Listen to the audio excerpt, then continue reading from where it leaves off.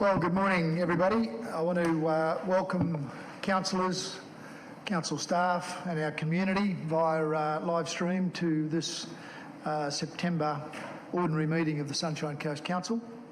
And I'd ask everyone to be upstanding as I call on Councillor Hungerford to do the acknowledgement to our traditional custodians. Thank you, Councillor Hungerford.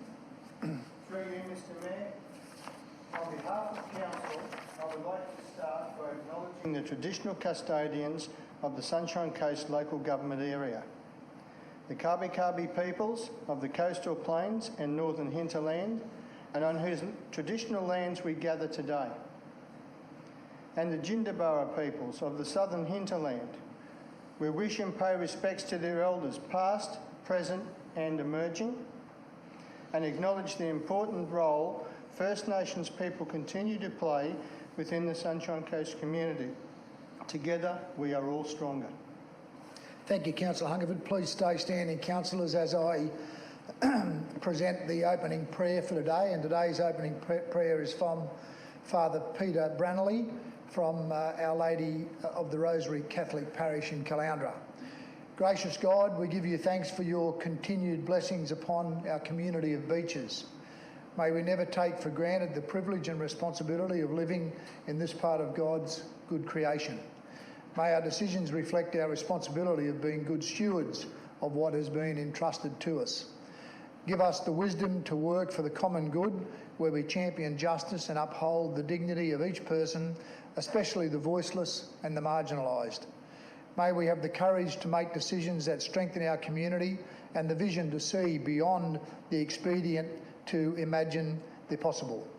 During these uncharted times, may we never doubt the abiding presence of God, who gives us the grace and ability to make a positive difference in the lives of those who have placed trust in us.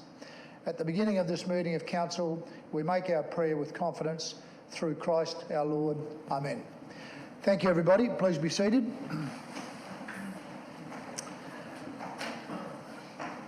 We have no apologies today and no leave of absence. Item 4 deals with the minutes from our last 3 statutory meetings, and I'd ask someone to move that those minutes be accepted. Councillor Dixon, thank you. Seconded. Councillor Cox, thank you. All those in favour of receipt? That's carried unanimously. Thank you, councillors. Item 5 deals with our personal interests at this meeting. And councillors, I'd like to draw to your attention that on the 21st of May 2018, amendments to the Local Government Act 2009 came into force. These amendments include the new Division 5A, which provides new legislative arrangements for dealing with councillors' personal interests in local government matters. These arrangements will apply to how we manage such items at today's meeting. So should you have a personal interest or conflict of interest or perceived conflict of interest, please raise that prior to the item being dealt with. There is no mayoral minute. I'll ask someone to move that in the interests of safety and the health of our community, the Local Government Regulation 2012 has recently been amended in relation to the public attendance at council meetings. This is to enable councils to comply with the national public health directions related to COVID-19. So we wish to suspend standing orders and allow live streaming. Can I have someone move that, please? Councillor Suarez, thank you. Councillor Law, you're seconding. All those in favour? That's carried unanimously. Thank you, councillors. There are no presentations or councillor reports, so we'll move to the first item, which is 8.1, the Transport Levy Annual Report 2019-20 from Mr George Pegararo. Thank you, George. Good morning, councillors. This agenda... Just make sure that's turned on, would you, George? Doesn't sound like it's on to me. There. This agenda report provides information on the initiatives and expenditure of Transport Levy funds by way of an annual report for 2019-20 at Appendix A.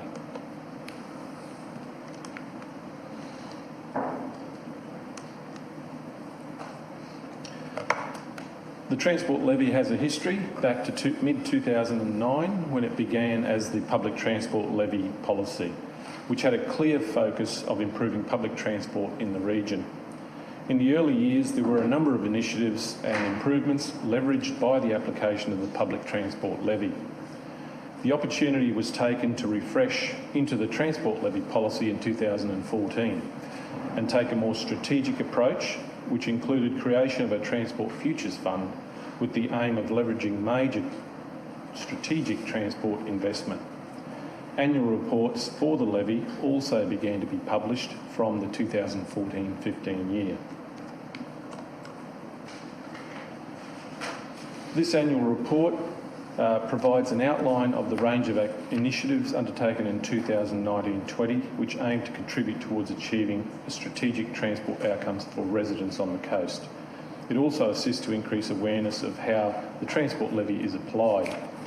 For 2019-20, the levy was $44 per rateable property and raised just over $6.3 million. The graphic shows the application of funding across the 5 sub-programs of the Transport Levy. The Transport Futures Fund balance now stands at just over $14 million. 2 FlexiLink services, the Council Link service and Kenilworth Trial service, were funded by the Transport Levy. The statistics are displayed on the slide, but all were affected by COVID regulations. The 2 FlexiLink trial services were down about 10% of passengers for the year, which was quite good considering the restrictions began in March. The Council Link trial service continued to be well utilised, but also was down about 10% below last year's figures. The service is contracted to be delivered by B, who were formerly known as Comlink. They extended their other services to include welfare calls to some registered users of Council Link and helped manage specific passenger travel needs during COVID.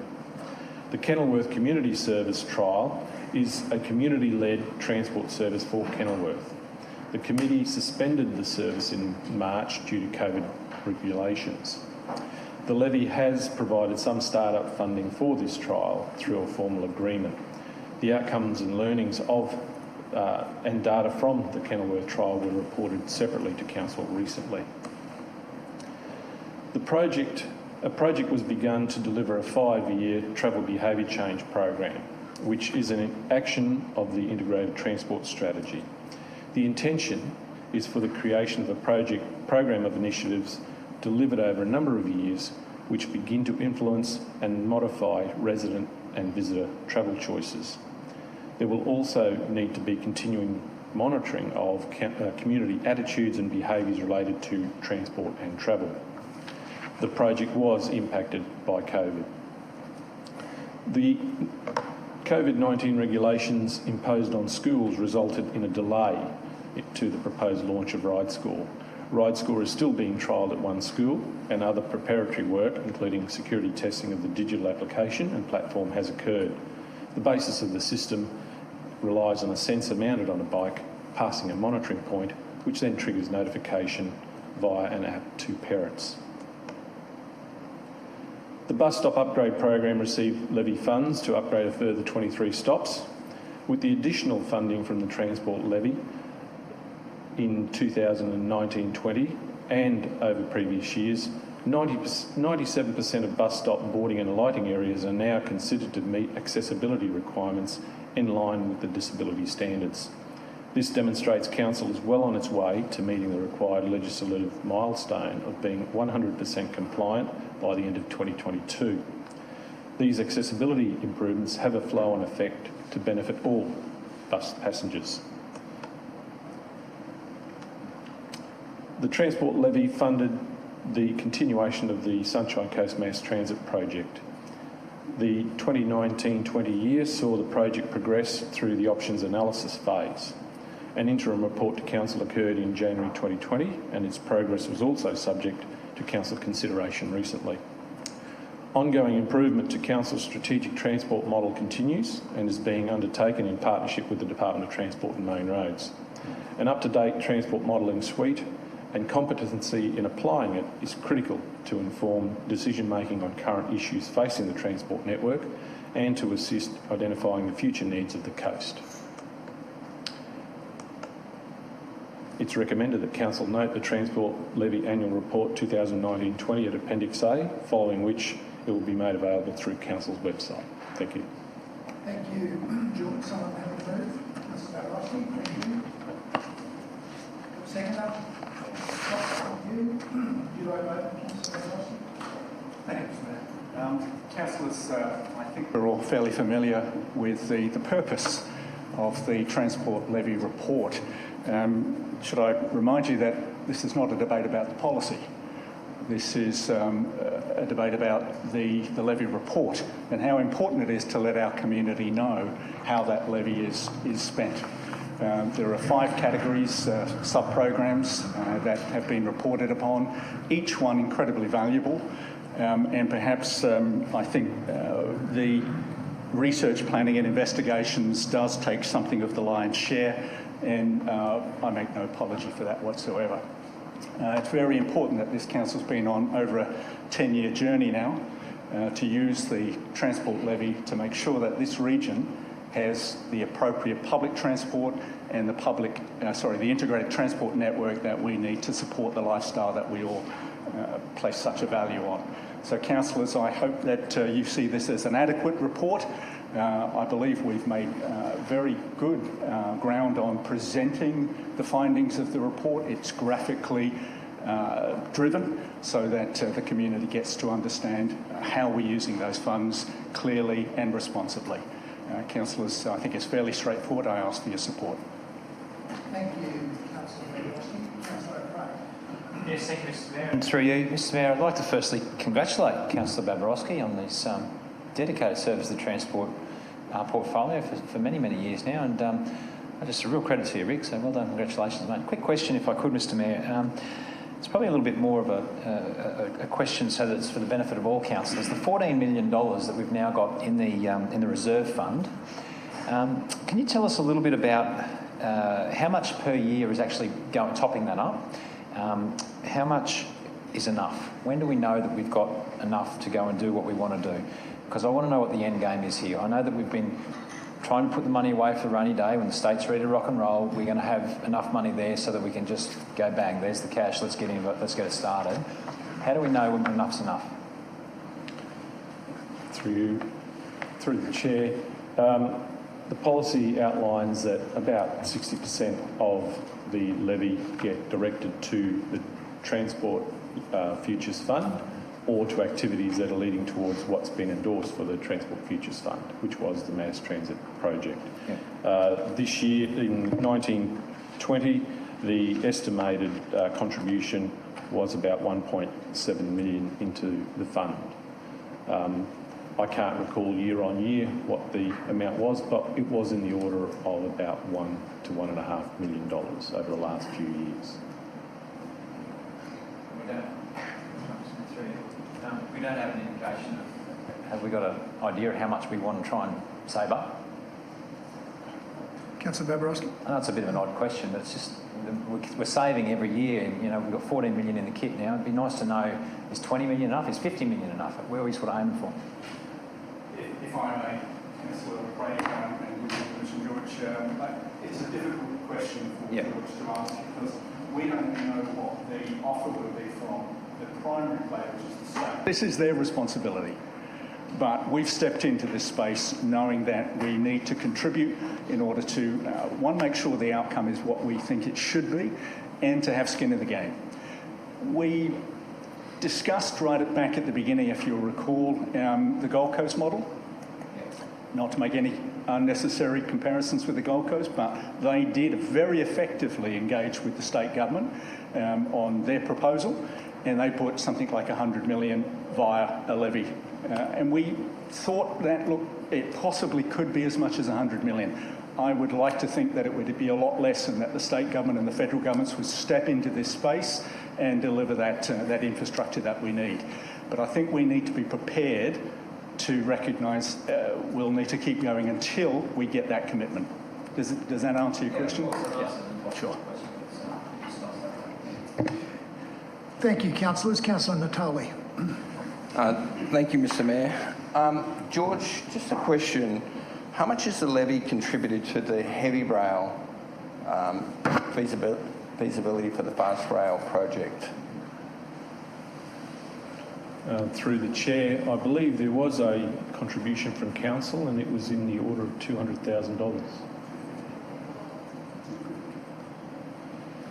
So about 200,000. So I see that since 2009, the levy has been put in place to improve public transport for the region. That's 11 years, and yet, to be honest, I haven't seen any improvement at all. We still have very low numbers using buses. You know, less than 2%. How many buses do I see that are running around? Government, I believe, spend $48 million a year on public transport in terms of our bus system. And yet, in all this time that the levy's been put in place, we're banking money and we've seen the buses not delivering public transport options. We're not seeing public move from their cars to buses. There's been some suggestions, I put them up. I know Councillor Dixon's talked about it, but, you know, why don't we talk to the government about some radical ways of opening up the doors and letting people ride in these buses for free? Maybe part of the levy could be used towards subsidising the government, encouraging them, if we are going to use this money. I mean, we saw over COVID, people didn't use the roads. It was wonderful to get on the roads. Imagine if people moved from their buses, from cars into buses and free up the roads. Wouldn't that be a great investment that we could make? It seems to me that most of the money is going into the mass transit. It seems to me that we're putting all our eggs into one basket and we're not delivering the outcomes that we want for the region. Yet every ratepayer is paying for a solution for an area of the coast that represents 8% of our population. And all this money is going into that one solution. And I don't see that it's helping us deal with the congestion coming in on Caloundra Road, the Nambour Connection Road.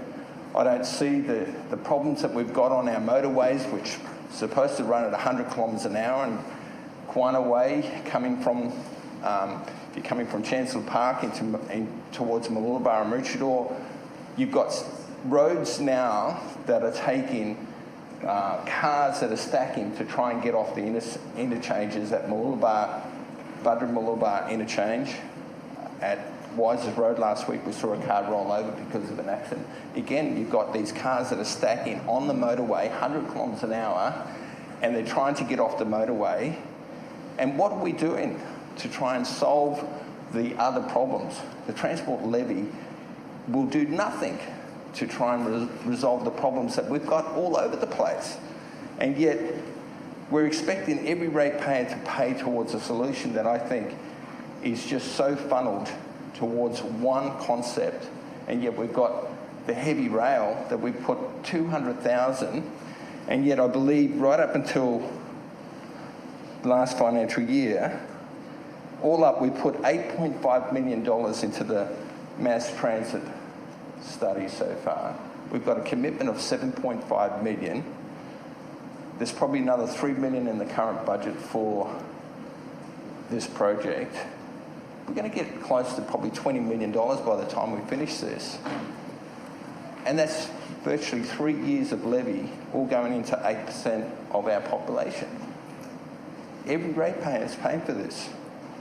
So I don't see that the transport levy is actually delivering what is going to be a solution for the entire region. And I'm not even sure whether the mass transit is going to be a solution that's even going to solve the problems for those that live in that 8% of our community. I really have some concerns about where we're going with this levy. I have some concerns that we're building some concept that we're going to be able to deliver solutions, and it's going to be the panacea that's going to fix the problems for our road systems. But, recently we had... Do you need an extension, Councillor? Thank you. Someone move an extension? Councillor Christian, Councillor Maria, all those in favour? Carry on. When I moved my notice of motion, not all councils supported going out to public The following week we had the special meeting. We had unanimous support, which is great. I believe we're going to spend $300,000 on public consultation. And I have a real concern, councillors, that we're going to spend that money. Again, I would imagine $300,000 coming from the levy. But we're going to spend that money, and we already have reworded and reshaped our website. The propaganda is starting, and it's dumbing everything down. My concern is that, you know, we're going to go out there to try and convince people that mass transit is the right way to go about it. And we're going to spend a lot of money trying to convince the community that it's the right solution. And that's not the way that you do public consultation. Mr. Mayor, I still don't know if this corridor, which is supposed to be the growth corridor, is only going to take less than 20,000 people, to 200,000 people. You need to explain to the rest of the region where we're going to accommodate the other 180,000 people, how are we going to deal with transport solutions for them. President, yes, Councillor. Councillor Natoli is talking about notices of motion, growth management plans. We're here to discuss the annual levy report for transport levy. Can we please get a clarity on the matter at hand, please? That's exactly what I'm talking about. You might try and contain your comments to the report. Sure. The annual report. So the annual report, I asked those questions about how is it going to deal with the future growth, because it is connected to the growth. The mass transit, it talks about, in many cases, when you have a look at the reports, it talks about the growth, and it talks about, obviously, the solutions to try and deal with that growth. So the real question is that we've got 180,000 people that we haven't got accounted. We know they're going to come. Where are we going to put them? And how is the transport levy going to be used in a much more strategic, regional approach that everyone can benefit and have some confidence that we can actually deliver something? Because my feeling is that all of our money that's gone into the mass transit has given the Department of Transport Main Roads the opportunity to forget about the upgrades to all of the major roads that are at this moment failing on the Sunshine Coast. And we, as a council, have not brought that to the table in terms of what we should be putting forward. We shouldn't let them off the hook just because we're saying that it's going to be the panacea and the solution for the future. TMR should come to the party and should be providing those roads. And yet, we've got billions of dollars worth of roads that need to be built. And I believe that the mass transit has given them the opportunity to focus on that and forget their obligations of delivering the roads that will solve some of the problems that we have. Thank you, Councillor Natoli. Councillor Law. Thank you. Through you, Mr. Mayor, I'd like to highlight a couple of very significant achievements through the transport levy that was achieved last year.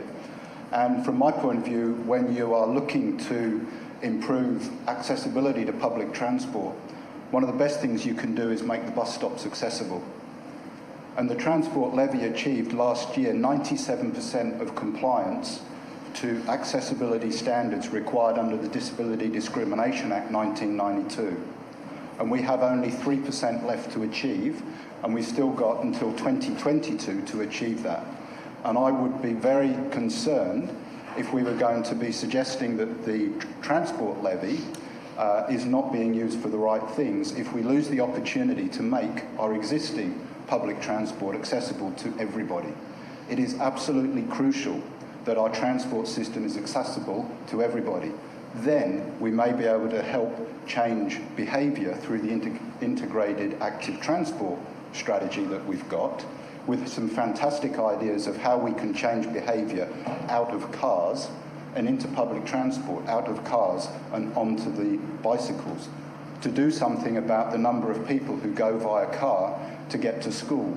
When we are through the report, which unfortunately was one of the victims to COVID, but we've got in our report the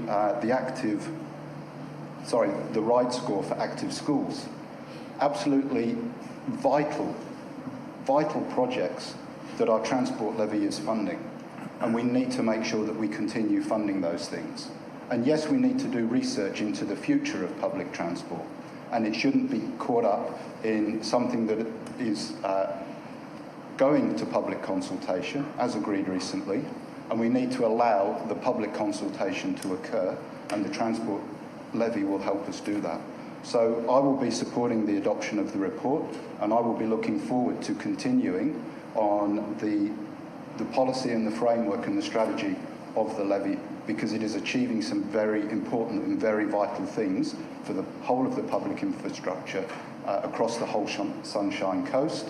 And I'll also be supporting it so that there is a framework and an opportunity to continue a completely unique transport service developed by the community, for the community, run by volunteers, giving up their time to make sure that the people living in their rural community are able to connect with all of the services they need throughout the rest of the Sunshine Coast. And that's called the Kenilworth Community Transport Service. So yes, I'll be looking for this to continue. I'll be supporting the report today, and I urge everyone else to do the same. Thank you, Mr. Mayor. Thank you, Councillor Law. Councillor Dixon. Thank you, Mr. Mayor. As some of the previous speakers have said, the actual program itself does offer some benefits to the region, and more particularly some specified parts of the region. You know, some great benefits to the hinterland, and as we've talked about previously, we've got a fair bit of money going into the Futures Fund, which I've supported from day one. We've got to ask ourselves why we got here in the first place. Why did council get involved in public transport? The answer for me, being here since the inception of the program, was because our state members continued to do nothing back then, just as they do now, and that is the lack of delivery for infrastructure on the Sunshine Coast. For those who know the truth is that the state government runs public transport. It's actually not a council project, it never has been, but we decided that we could no longer sit by and just watch the inaction of the state government. We decided that we actually had to take a role and do something about that. Mass transit, light rail, whatever you want to call it, needs to happen in some form. We don't know what that form is yet. We're working on it, but it's got to happen into the future because public transport needs to increase. If you look around the region right now, and I'm sure you all experience it, coming into Caloundra all the time as we do, traffic continually gets worse. It banks out towards the Bruce Highway. Why is that? Well, that's two-part. Lack of investment in road infrastructure by the state government, evidenced in history and evidenced again today, even on my drive to work. Lack of investment in public transport, evidenced in the past and evidenced again today, and the fact that nothing is changing. I've seen some great benefits in this levy through a local perspective, and I've been quite critical of this project until recently, when I've seen about 8 or 9 new bus shelters and stops roll out in my division, because I've actually driven past, and in years gone by, I've seen kids sitting in the rain in the morning, you know, before school, or sitting in the hot morning sun in summer, and they're just sitting there in new areas like Brightwater. And you ask yourself, why haven't they got bus shelters? Well, the levy's actually rolling them out right now with the state government. We're seeing some wins through the levy. Yes, there are some good things that come with this levy, I get it, and I think they're tangible.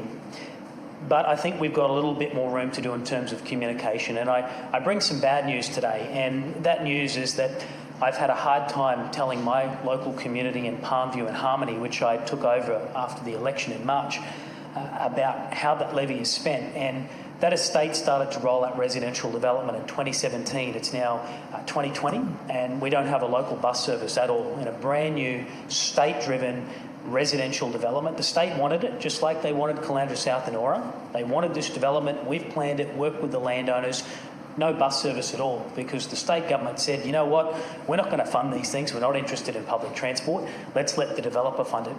So for the last few years, council's been working with the developer to get the money through an infrastructure agreement to pay for that transport service. And yet that service doesn't start until next year in 2021, 4 years after the first home. We've got over 1,100 dwellings out there right now, and we're going to have 7,000 into the future. But we've got to start to ask ourselves, how can we better explain to our residents why they're paying $44 a year on their rates as an extra service for the levy, and they still don't have a bus service in one of our most fastest growing residential communities on the Sunshine Coast? I think we need to do a little bit better in terms of communication and explaining that. Yes, there are some benefits, but how can we articulate in this annual report what those benefits are for the local communities, such as Palmview and Harmony, as to what benefits they're getting? I'm in this. I've been in this from day one, and I still see the benefit. I don't think we can stop. If we were to stop this, we would continue to see the inaction of the state government. So, Mr. Mayor, if I could use this opportunity for anyone at home that might be watching this, I don't mind who you're voting for, but please ask those candidates what they are doing about infrastructure delivery and public transport on the Sunshine Coast. Ask them that question, because too often are they putting up flashy videos that are achieving absolutely nothing for the residents of the Sunshine Coast. Challenge them. Ask them what they've done for the last 10 and 15 years for the residents on the Sunshine Coast. I know what council's done. We've made some delivery, we've made some outcomes, and we've secured some great opportunities for local residents. But ask your candidates, ask your members what they have done for the Sunshine Coast and where their tax money is being spent. I challenge them. Thank you, Councillor Dixon. If there are no further speakers, I'm going to go back to Councillor Babarowski to close. Thank you, Councillor Babarowski. Thank you, Mr Mayor. Councillors, thank you for your contributions. Councillor Law, I think, illustrated very well that Council is not just about mass transit. I think you made the statement that we've spent $8.5 million on the mass transit. It's simply not true. As you've heard from Councillor Dixon as well, that essentially that money went across 5 programs. The money was distributed to infrastructure changes, to service delivery, to all sorts of things, and the planning and research as well, which again I make absolutely no apologies for. I'm proud of a council that decided to step into this space, because the alternative was to do nothing. Do we honestly wait until we have 500,000 people into the region and then try to retrofit a system, which, by the way, mass transit includes buses, as well as alternative transport modes?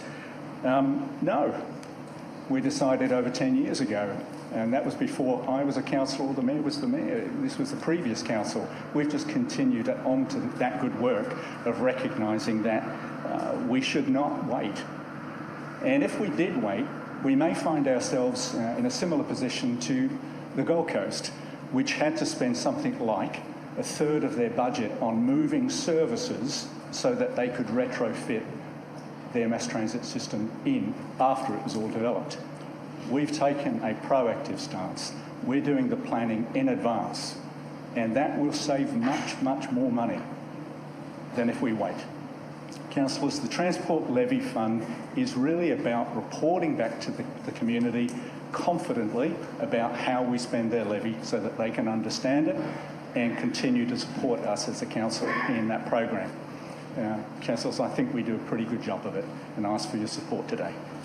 Thank you, Councillor Babarowski. All those in favour? That's carried unanimously. Thank you, councillors. Thank you, George. We'll move to item 8.2, which is the Environment Levy Annual Report, and I invite Lynn Albert and David Moore. Thank you, Lynn and David.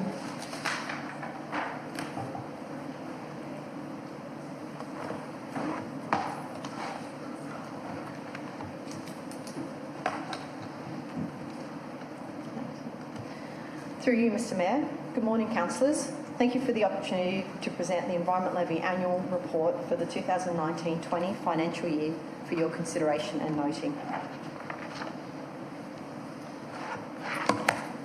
The development and implementation of the annual Environment Levy program is guided by Council's Environment and Livability Strategy and the Environment and Levy Policy and associated guideline. The Environment and Livability Strategy sets the long-term strategic direction for a healthy environment and livable Sunshine Coast in 2041. The Environment Levy is a key funding source that supports the delivery of various transformational actions from this strategy and is helping to achieve the outcomes and targets set for our natural environment, being biodiversity, waterways and wetlands and coastal areas. As done in previous years, the annual program report has been graphically designed to promote some of the program achievements. A limited number of these reports will be published for distribution, and the document will also be promoted online on Council's Environment and Livability Strategy website.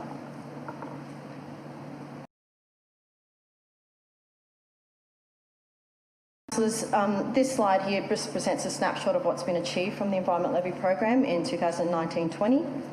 In total, $9.3 million of environment levy revenue was invested into a range of activities, including $3.6 million into buying, protecting and enhancing environmentally significant lands, $1.5 million into community support and engagement programs, and $500,000 to water monitoring. The Levy program investments have assisted council to expand its conservation estate by 57 hectares. Sorry, my apologies, 90 hectares. Continue to rehabilitate our coastal dual environments and river riparian areas, support our strategic approach to invasive plant and animal management, and engage with community groups and landholders, providing them support to deliver conservation outcomes. The Levy program contributed towards a number of the ELS transformational actions, and some of these included connecting nature and people, healthy coast, and building our knowledge. Councillors, thank you so much today for your time, and it's recommended that you note the Environment Levy annual report for the 2019 financial year for the purpose of promoting Environment Levy outcomes. Councillor Suarez, thank you. Seconder, Councillor Paynter, thank you. Councillor Suarez, would you like to open? Thank you, Mr Mayor, through you. Thank you for that report. I'm really excited to be on the portfolio for environment and livability, and I thought I'd just talk a little bit about where some of the environment levy gets spent. The largest spend we have here is in buying, protecting and enhancing environmentally significant land. The reason for this land acquisition is to preserve, protect and enhance our environmental acquisitions. The Environment Levy on page 45 of the report, if anyone's interested in having a look at it, some of the things that were delivered this last financial year was we acquired 3 properties in the Blue Heart.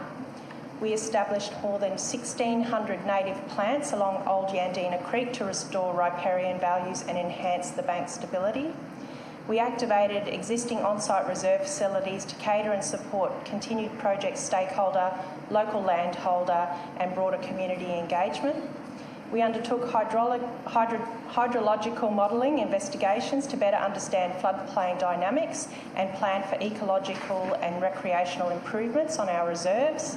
And we developed a strategy to proactively communicate and engage with local landholders and the broader community. So as you can see, some of these funds are going towards really great environmental outcomes, not only just for our natural fauna and flora, but also the community and the landholders involved. And I'd like to thank the community for contributing to this levy so that we could achieve these outcomes. And I'd like to thank Council's Liveability and Natural Assets Group for their efforts in preserving our environment. Thank you.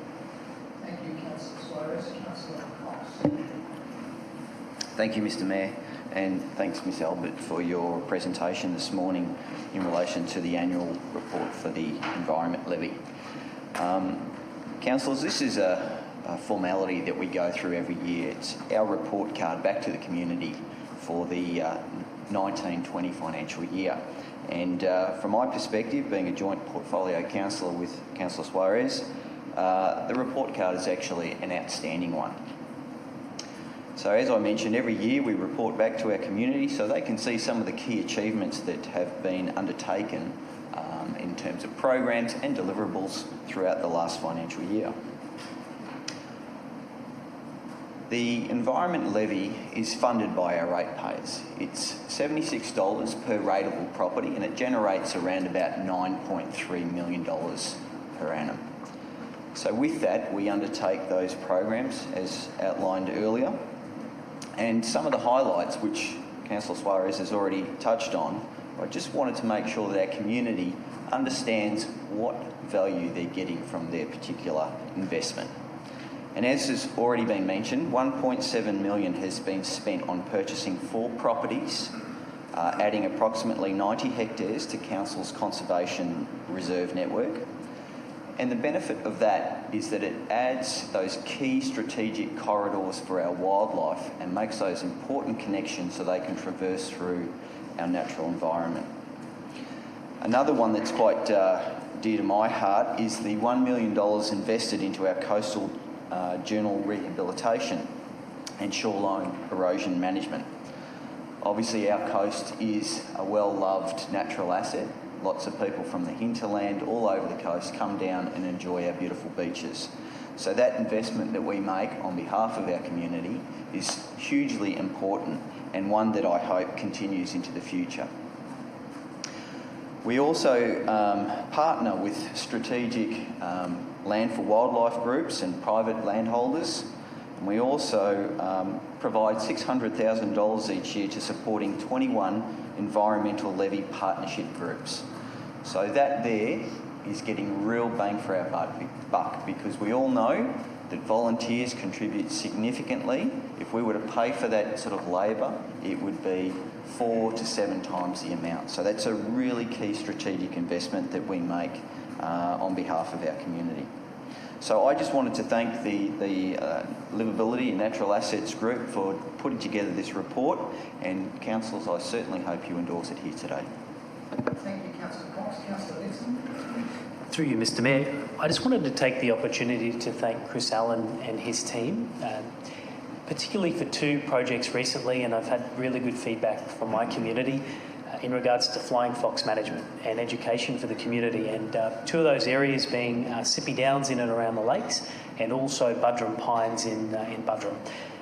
I had a few requests from residents, and the officers were extremely fast to mobilise, to meet with the residents, to educate them and actually tell them what to expect and the seasons and whatnot and the impacts on residents, and actually to get out there and take some action as well. We've got a current project in Budrum Pines where, I don't know if people understand, but we actually utilise sprinklers to move the flying fox on. Our sort of last plan of attack is to cut back trees and remove trees. We don't like to do that, so we look at other measures. But I just wanted to make the point that whilst we are spending a lot of money on land acquisition, and that's a primary function of the Environment Levy, and also partnerships with the community, that we're not forgetting the small things either. The staff actually get out there on the ground, they do the hard work, they roll their sleeves up and talk with residents about issues that affect them in an environmental manner.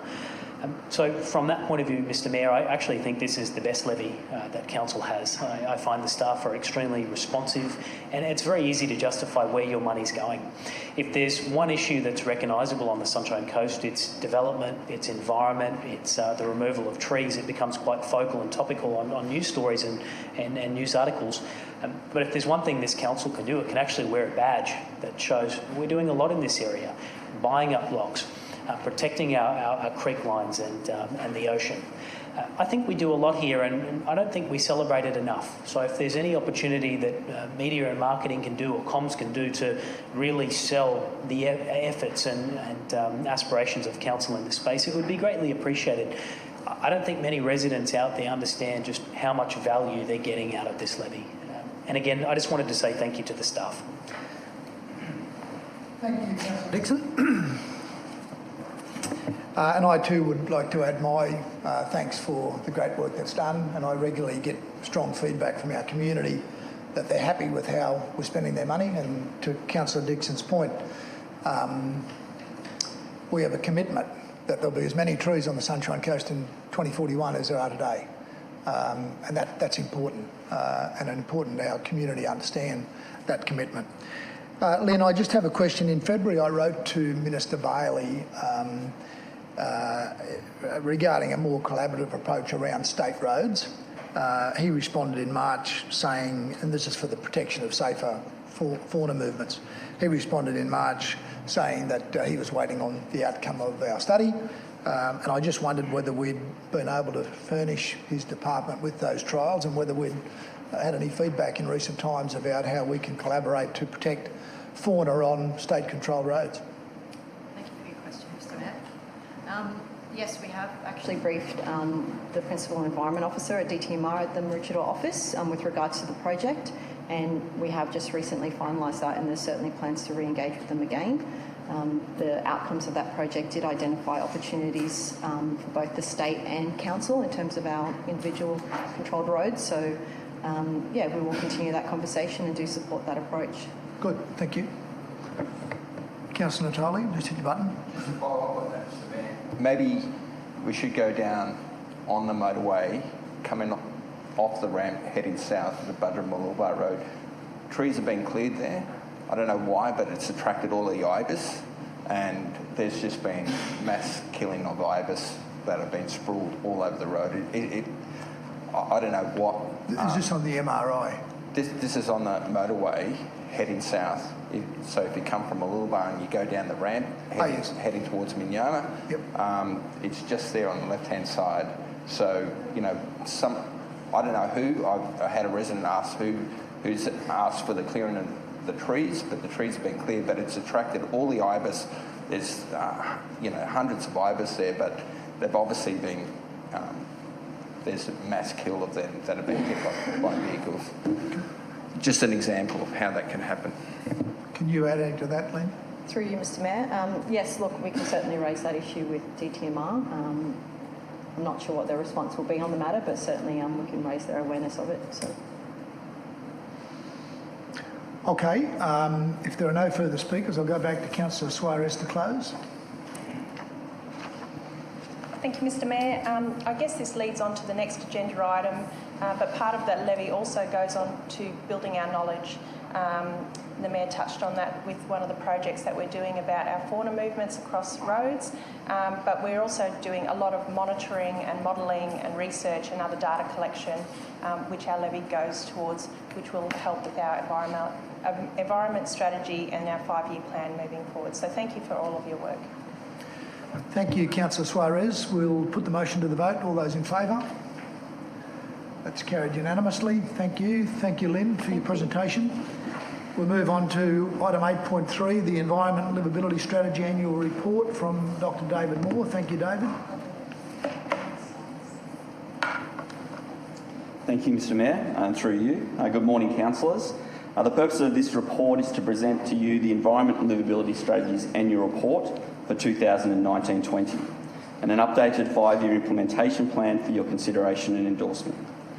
The Environment and Livability Strategy continues to provide your long-term strategic directions as we deliver a healthy environment and livable Sunshine Coast in 2041. To assist in promoting some of the collective environment and livability outcomes delivered in 1920, a graphically designed product has been prepared, which also includes our progress against annual performance measures and the focus for the year ahead. Some of these highlights include submitting our UNESCO Biosphere nomination to the state government to have our region's sustainability story internationally recognised, developing the Sunshine Coast Design Book to help plan and design places and spaces, and commencing an Australian first blue carbon partnership with Unity Water and the Queensland Government's Department of Environment and Science to protect and manage the most critical areas of the Maroochy River floodplain. An important component of our strategic directions is our annual performance measures, which assist us to monitor and track our progress to ensure the effectiveness of our implementation. Our progress includes securing approximately 90 hectares of land for conservation through the Environment Levy and a 27 megawatt increase in renewable energy capacity, the majority of which, the total 220 megawatt capacity, is contributed by community solar, demonstrating their commitment to a sustainable Sunshine Coast.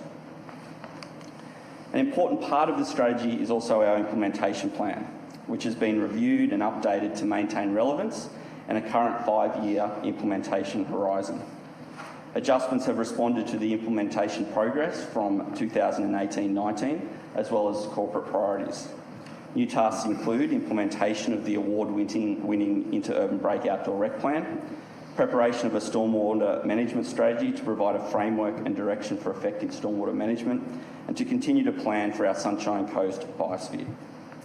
This year, an online purpose-built platform for the strategy will be used to inform our community, raise awareness and understanding of the strategy, and promote these and other outcomes as we deliver a healthy environment and livable Sunshine Coast in 2041. Councillors, this report seeks your support for the annual report and endorsement of an updated implementation plan for 2020-21. Thank you. Someone to move? Councillor Cox. A seconder? Councillor Suarez, thank you. Would you like to open, Councillor Cox? Yes, thanks, Mr Mayor. Thanks, Dr Dave, for your presentation. Once again, we're here reporting on the Environment and Livability Strategy, the annual report for the 1920 year. Once again, we've just had a quick snapshot in your presentation of some of the key achievements, but I always like to point out to our community some of the benefits that they get in this strategy, which was endorsed by Council back in 2017, and this is the, I think, third annual report to Council. I know that you've already touched on a couple of the key achievements, but one of the main ones last year was the development of the Interurban Break outdoor recreation plan. And it's about preserving that major green space between here and the Moreton Bay Regional Council, predominantly from the Glasshouse Mountains through to the Pumicestone Passage. Councillors, you may recall back at the July OM, I had the privilege of presenting the award that Council had won in relation to that recreation plan at the Australian Institute of Landscape Awards, the Queensland Chapter Award. So we are seen as being a leader in that space, and certainly the work that the team does on behalf of our community is really exceptional and worthy of those acknowledgements that they've received. Also, the UNESCO Biosphere nomination, there was a whole amount of work that Council and the community put together for that particular nomination, which I understand is sitting with the state government at the moment, being assessed. But that just shows the benefit of us partnering with our community to ensure that our environment and our livability is protected for those future generations, because it's not all about here and now, it's about looking at the horizon and ensuring that the Sunshine Coast is a highly livable place for our children and their children. One of the other really outstanding achievements in that 1920 year was the development of our Sunshine Coast design book, the Yellow Book as it's known. I know that back at that July OM I had the privilege of presenting that award to the staff, and since that time they've gone on to win a gold award at the Nationals. So that's just showing that we are leading the way in terms of designing our future spaces, our public spaces, and our built form. We're really trying to ensure that the character of the Sunshine Coast is preserved and valued by all who come here. We've also been progressing the coastal hazard adaptation strategy, and we're into the last stages of that coming up in the next few months. That'll be coming to Council, but we've been really making some great progress along the way over the last 12 months with the first 6 or 7 stages of that particular project. And one of the other things I just wanted to touch on too was the international Earth Check verification that Venue 114, which sits proudly in Division 3, achieved in the last financial year. And that's a internationally recognised award for its sustainability commitment. So Council and particularly the venue staff up there have really embraced sustainability being at the heart of what they do. And I know that that's really welcomed by a lot of the visitors to that particular venue, as well as the performers. They really look for those points of difference when they're touring around the country. Anyway, I just really wanted to also make sure our community goes to the website, the Environment and Livability Strategy website. It's the ELS.Sunshinecoast website. You really need to go there so you can understand exactly what we're doing to ensure that our Sunshine Coast is just preserved, and it's a great place for everyone to come and enjoy, and especially for those of us that are lucky enough to live here. So councillors, I really look forward to your support for this one today. Thank you, Councillor Cox. Councillor Dixon. Thank you, Mr. Mayor. To be more specific today, we've talked a lot about population growth. We talk about the amount of people that will move here over the next 20 and 30 years. We talk about sustainable living, transport. We've just talked about the yellow book or the design book, which has won amazing awards. We certainly have the experience. We've put it on paper, but now we actually need to walk the walk here. In the strategy, there's an item here, and I've talked about it for many years now. It's finding the happy medium. It's about council actually having a partnership with, be that the private industry, with the development industry, or with the state government, to build a specific medium density outcome here on the Sunshine Coast and actually showcase 5-star Green Star living, the absolute best of the best that we can in terms of standard, and show people how development can be done. We can't overlook this project. It's been on the books for some time, and I note that indicative year or outer year funding, it shows that we're really still not there. That project we will need to reconsider even through a budget review, or seriously look at the next budget to show people and take a lead with what the future is going to look like. If we're going to convince anyone out there that medium density, we're not talking high-rise, we're not talking high-rise development, nothing like that. But if we're going to talk about additional densities anywhere on the Sunshine Coast, it doesn't have to be Kawana or Curramundi, it could be Sippy Downs, it could be Woombye. Doesn't matter where it is, but we need to start showing people what those best practice designs look like. If you take a drive down Stringybark Road in Buderim and Joel Court and Torrell Drive, you'll see some of the worst examples, or some of the best examples of the worst development that you can possibly get. I think we've got a long way to go. So we've won the awards, we've got the expertise, the writing's on the wall, we can tell people that we can do it. Now we need to show them, Mr. Mayor. Can we please keep this in the back of our mind that we must get funding for this project? We must continue to push this forward. I don't want to see us again in 12 months have another report that says that we still haven't got to a point where we've delivered the project. We really need to step into that space. And it's quite timely, Mr. Mayor, with the business case for mass transit. It's a perfect time with the new planning scheme. People don't understand what is written within our documents. We need to start to show them tangibles on the ground with what we can do. Besides that, Mr. Mayor, everything that Councillor Cox has touched on today is fantastic. I think the team are delivering some fantastic outcomes, but we've got some real crucial work that we need to do, and if I need to drive that harder and support the officers on getting some of those outcomes, please let me know, because this should be one of our most critical projects for the future. Thank you, Councillor Dixon. Councillor Natali. Thank you, Mr. Mayor. Great work, Dr. Dave. You and your team, I think in terms of our ability to be able to get on top and ahead of the game in a lot of areas, I think it's great that you're doing this work.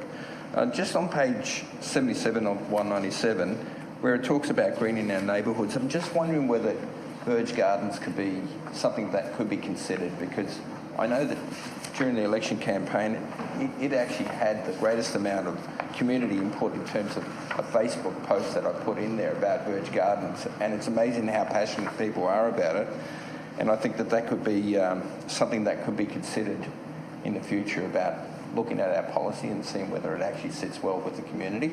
And then on page 80, where we talk about item 23, attracting sustainable industries and businesses, and I notice that the priorities on all of those are low. And considering COVID and the impacts on businesses and the fact that, you know, our region wants to obviously move towards much more sustainable business, and whether it's agri-businesses or whether it's any other type of industry. But I know, being on the Waste Committee, the opportunities in terms of recycling and looking at new opportunities, the federal government banning the sale of recyclable materials overseas, I think it provides us with a lot of opportunities, and I'm not sure whether the 5-year plan that we have here actually reflects the opportunity that we've got to be able to capture that. And again, just have a look at those priorities, and maybe in light with COVID-19 and where we want to go in growing our economy, it could be that there could be opportunities to scale that up in terms of priorities. That's all. Thank you, Mr. Mayor. Thank you, Councillor Natali. If there are no further speakers, I'll go to Councillor Cox to close. Thanks, Mr. Mayor. I just want to touch on something that Councillor Dixon brought up about walking the talk. Councillor, I just want to remind you that we did that in terms of the solar farm. We embraced the energy to reduce our greenhouse gas emissions and offset, I think it's 110% of those at the moment. So we've led by example, and the community certainly come on board there as well. And they, at the moment, the Sunshine Coast is rated as one of the top adopters of rooftop solar in the country. So that's examples of us leading the way. Another one would be the City Hall design. We've strived for a very sustainable outcome with that particular building. And once again, I think that will be setting the standards in office building accommodation here on the Sunshine Coast. So we are certainly walking the talk. So I just wanted to make that clarification. But councillors, we're here to talk about the annual reporting, and I just wanted to say how proud I am of council and the achievements for the last financial year, and certainly looking forward to seeing some of those transformational actions being endorsed here as part of Table 3. And councillors, really hope that you get on board and support this wonderful initiative. Thank you, Councillor Cox. We'll put the motion to the vote. All those in favour? That's carried unanimously. Thank you, councillors, and thank you, Dave. Item 8.4 is the Environment Sustainability Benchmarking Report for 1920, and I invite Gillian Smith for a presentation. Thanks, Gillian. Thank you. Good morning, Mr Chair, councillors. Today I present to you some of the key findings relating to Council's environmental sustainability performance for the last financial year.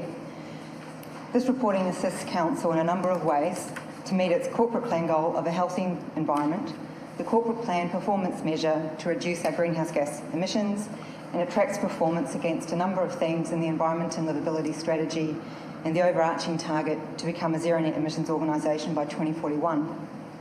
Providing a robust framework, the outcomes of this report informs integrated organisational-wide decision-making. That is, we look across multiple business units that play a key role in delivering improved sustainability outcomes when preparing this report. This benchmarking also represents a best practice approach for this kind of reporting within a local government context, and it demonstrates a high degree of openness and transparency to our community regarding progress against our corporate vision to be Australia's most sustainable region. This year's performance has certainly been impacted by COVID-19, and as a result we've included a special section taking a closer look at the influence of COVID on sustainability, as there are some really relevant learnings and indeed inspiring stories which present potential opportunities for longer term action for both council and our community. The image now on screen shows the one-page summary, and it's drawn from the full report, and it provides a quick reference to the key indicators that we use. It captures our organisational greenhouse gas emissions or footprint, which is sometimes called a carbon footprint, and a range of resource use and consumption data. For example, for the last financial year, we saw a significant uptick in the amount of waste diverted from landfill. There was a reasonable decrease, around 4%, in our total electricity consumption, and that includes that used for street lighting. This was largely due to the shutdown period between March and June due to COVID. We also had a bit of an increase in water usage, and that was mainly due to drought conditions between July 2019 and January this year. And that resulted in higher water usage to maintain our sports fields and also to service our holiday parks. Having a look at the next slide, this one looks at our greenhouse gas emissions. Tracking these provides an overarching indicator of our sustainability performance because it's an excellent indicator that measures our resource use and efficiency. So referring to the bar chart on the right, this year Council's total greenhouse gas emissions saw a modest increase of around 1.7%. This was largely due to the increase in waste emissions. With respect to the breakdown of our emission sources, the donut chart on the left shows the proportion that makes up our council's footprint. The top three emission sources making up almost all of our total emissions are those from waste sent to our landfills, and as has been the case in previous years, this continues to be our biggest contributor to council's total footprint. And just a note on this, as the owner and operator of landfills, council must account for both our own waste and the community waste deposited and the emissions that results as part of our emissions inventory. And that's why it makes up such a large proportion. Just a little bit on COVID. During COVID, we did actually see a lot of people taking the opportunity to do spring cleaning. And also, this was combined with a large increase of takeaway packaging for food. And that did certainly contribute to a bit of a bump in not only total waste increase, but also the emissions increase as well. The next most significant sources are those from termed indirect or other sources, and they're largely from procurement or what we consume by undertaking our activities. And then electricity used at buildings, facilities and street lighting made up about 10%, just over 10% of total emissions. So how does this all relate to becoming a zero net emissions organisation, which is our target? Measuring and building our emissions inventory is the first step towards achieving this, and this is what this report certainly has set up. However, reaching the target requires planned and coordinated action across the whole organisation, involving all business units essentially. Some of the most effective strategies include remaining focused on reducing our emissions at source, and that involves including to implement simple on-site energy efficiency measures and continuing to roll out the building management systems that are already occurring. Delivering new or retrofitted built assets that have sustainability measures embedded as standard practice is key to this. And it's particularly useful where there will actually be an economic and a community resilience payoff as well. We can support our community to reduce their own waste and partner to deliver circular economy initiatives. And these are fantastic as they offer new economic development opportunities for our business sector. And we can also take a closer look at our supply chains and the way we work. A refocus on supporting local is a great start. We could also perhaps look at opportunities for material substitution, decreasing travel, using more recycled contact and roading, for example, installing rooftop solar on our buildings, and continue with online collaboration and remote working where appropriate. Mr Chair, councillors, we're seeking endorsement of both the full report and the one-page summary for the purpose of promoting these sustainability outcomes. Thank you. Thank you, Gillian. Someone to move, please. Councillor Cox, thank you. Seconder, Councillor Suarez, thank you. Would you like to open, Councillor Cox? Thanks very much for the presentation, Ms Smith. This is a really great report because it's very transparent for our community to see how council actually conducts itself. So a lot's been said about council's transparency over recent months, but certainly this is one example where I can't think of any other council in South East Queensland that goes to this type of level of reporting. So our community can see exactly what goes on behind the scenes. It also allows us, as has already been pointed out, to review some of our practices and make sure that we are looking at ways to better invest and look at cost savings and efficiencies. So, you know, we haven't got it all right. We know that. There are certainly areas that can be improved upon. But having a report like this in its fifth year really makes us look at our operation and say, where can we do better? And as we've heard, the community waste is a significant part of our greenhouse gas emissions. So if we can start doing a better job with some of the understandings and learnings that we are gathering from best practices around the world, that will certainly help in that space and to really look to fulfil our mantra of being Australia's most sustainable region. I thought it was really important when I read through the report and took real keen interest in some of those case studies that were put forth, and I just wanted to touch on a couple of them. There was one on page 103 which talks about council using disposed tyres in our road reseal spray, and what that actually does is it actually results in a pavement flexibility, so it improves the pavement flexibility as well as the surface strength, and obviously it diverts a whole lot of tyres away from going straight to landfill. So there's some of the real key case studies that council is undertaking to ensure that we're walking the walk and leading by example again. And another one which I had delivered in Division 3 just in recent months, and it was on page 110. It relates to the case study using stormwater diversion to water our street trees. And what that does is make sure that we actually have faster growing and healthier trees because they're getting watered more often. But it also has the added benefit of reducing some of those pollutants that run down our roads and stormwater systems. So it prevents them from ending up in our waterways, which we value so highly here on the Sunshine Coast. So councillors, it's a lot to take in. We've had 3 reports in a row that relate to environment and livability and sustainability benchmarking. Each one of those reports is outstanding in its own right, and it's a shame that we have to have them all condensed in one particular ordinary meeting. But councillors, I really look forward to your support for this one as well. It's a great achievement by everyone involved, and certainly I'm very proud of the organisation for where it's heading. Thank you, Councillor Cox. Councillor Natali. Thank you, Mr Mayor, and congratulations, Julian.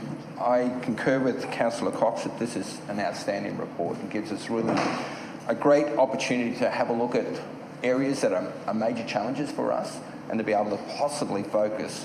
Now, I've been a member of the Waste Committee. I realise the great challenge that we've got, and I know the fellow councillors that are on that committee, in to try and come up with a solution to try and reduce not only the councils but also the communities' organic waste that is contributing to the carbon emissions.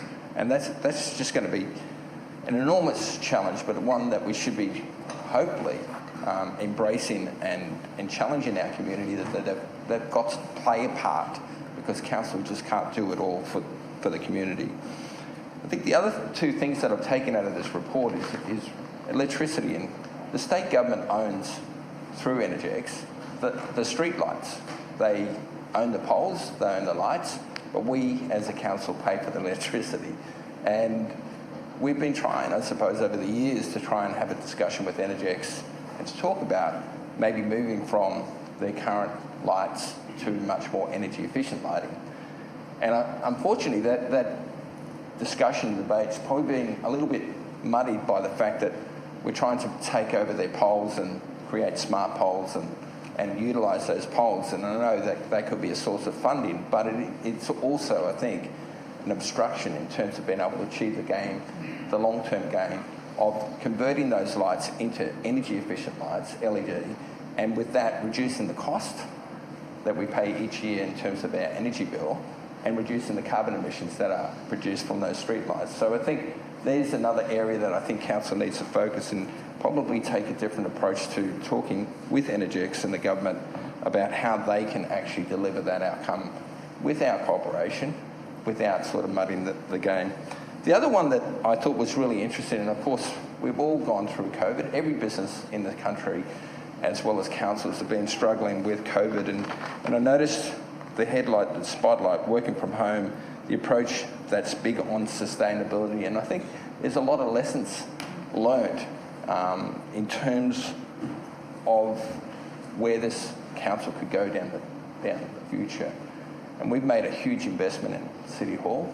It's a decision that was made prior to this council coming together. But that decision probably goes against what this report is sort of indicating, that there could be an opportunity there for us to engage with our workforce and find solutions that work for them, and also reduce the greenhouse gas emissions and creates a much more sustainable community in terms of less transport movement from our workers, our opportunity to be able to utilise less office space, less electricity, probably incurs more costs on them working from home rather than council having to bear all of those. So I'll be interested to see where council goes with this, because I think it will be, again, another challenge in terms of having a brand new building to accommodate our staff, and yet the indicators are that maybe we should consider a different approach. Thank you. Thank you, Councillor Natali. If there are no further speakers, I'll go to Councillor Cox to close. Thank you, Councillor Cox. Okay, we'll put the vote to motion to vote. That's carried unanimously. Thank you, councillors. Thank you very much, Gillian. Councillors, I'm informing you that under section 175E2 of the Local Government Act 2009, it may be perceived that I have a personal interest in matters that are the subject of agenda item 8.5, on the basis that I received an electoral donation of $2,000 on the 11th of February 2016 from Covey and Associates. Covey and Associates is the planning consultant associated with this application. Mr Kevin Covey, who is the director of Covey and Associates, is also a director of Hotspur Properties Pty Limited, which is the applicant for this development application. And on the basis of Mr Covey's involvement in Hotspur Properties Pty Limited, which as the applicant may derive a benefit or indeed a disadvantage by the decision to be made on agenda item 8.5, I will leave the chamber and not participate in the discussion or vote on the matter. And I'd ask the Deputy Mayor to take the chair, remain in his own chair, and we might conclude for morning tea at the end of this item, Councillor. Thank you. Thank you, Mr Mayor. Councillors, I believe we now have a presentation by Katrina Paynter, assisted by Stephen Whitby. Thank you, councillors. This is an application for a preliminary approval for a material change of use, including a variation request to vary the effect of the scheme in respect of 5 dual occupancies on separate lots in the rural zone. The subject land is located at Paynter Park Drive at Woombye, just northwest of the Woombye Township. It's currently included in the rural zone, but was previously included in the residential zone under Marucci Plan. As you can see from the aerial photograph, the land is currently under development for a 24-lot subdivision. So as previously explained, it was previously included in the neighbourhood residential zone under Marucci Plan, but was included in the rural zone in the Central Coast Planning Scheme due to the effect of a constraint such as flooding. The applicant made an application under the superseded planning scheme as allowed for under the Act, and gained an approval for a 24-lot subdivision. However, the land remains in the rural zone at this time, and this is the reason for this application. In the future, the land will be picked up through a planning scheme amendment included in the low-density residential zone, but in the meantime, it remains in the rural zone. So duplexes, which would ordinarily be accepted development in the low-density residential zone, are impact assessment in the rural zone. So the purpose of this application is to nominate certain lots in the estate to be for dual occupancies to be established on those lots in the future once the development is complete. The proposal is for 5 lots in the estate. As you can see on the plan there, lots 8, 11, 16, 18 and 22. These lots are all 800 square metres or greater in size. In assessing the application, it has been determined that most of the lots are suitable for dual occupancy development, with the exception of lot 11, which has a steep access handle, about 16%. And engineering assessment has determined that while this is okay for a house, it would generally not be suitable for 2 units on the site. In respect of lot 8, although it is a irregular shaped or fan-shaped lot, it is large enough to accommodate a dual occupancy on it. However, it is recommended that that go through a code assessment application so that we can have a look at the design when an application comes in. So the assessment has found that generally the 4 of the lots are suitable for dual occupancy development to occur as either accepted development or code assessment. 3 of those as accepted, 1 of those as code assessment, that being lot 8, with lot 11 not generally being suitable. So the recommendation is that the application be approved, subject to some changes. The table of assessment that's included that would be attached to the approval and which is included on this slide indicates what the approval would give, and that would be to allow dual occupancies to be accepted development on lots 16, 18 and 22 where they comply with the acceptable outcomes of the dual occupancy code, and code assessment for lot 8 just as a general course. And the other sites, if the dual occupancies would not comply with the code, then they would also be code assessment. The benefit of the proposal here is that the lots have been nominated, so there is some control over where dual occupancies occur within the estate, as nominated on the plan. And that concludes the presentation. Thank you for the presentation.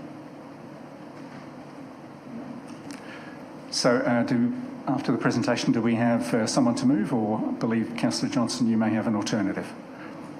Would you like to outline your alternative motion? Yes, thank you, Chair. I'll move the original motion with the addition of, which all councillors have been circulated, it's now on the screen.